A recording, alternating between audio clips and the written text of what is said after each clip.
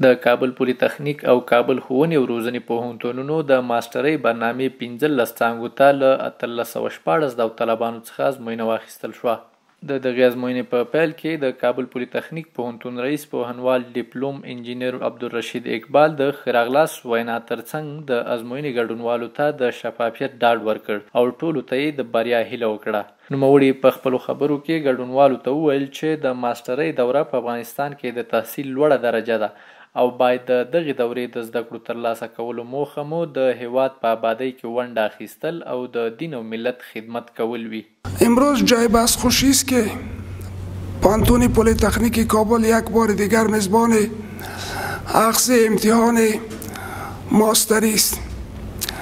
شما میفهمین که کنکور در مراحل مختلف دایر میشه. بعد از صنف 12 امتحان شمولیت در پانتون ها، ولی امتحان یک ویژگی خاصی دارد و ویژگی است که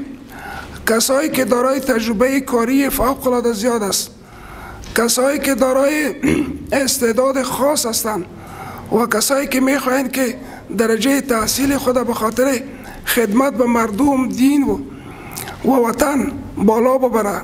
از او امتحان اخذ میشه. یاد ازموینه چې د لوړو زده کړو وزارت رهبري غړیو او د یادو پوهنتونونو مسؤلینو په حضور کې د کابل پولي تخنیک پوهنتون کې واخیستل شوه.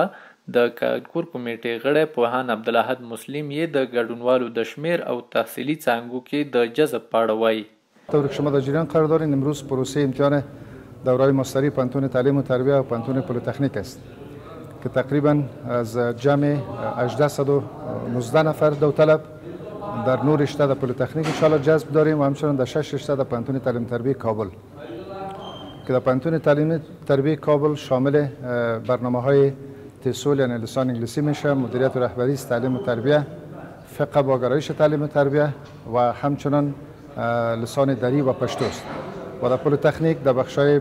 ساختمانی، در بخش‌های مکانیکی و در سایر بخش‌هایی که مربوط به پانتون پلی تکنیک میشه در 9 رشته انشاءالله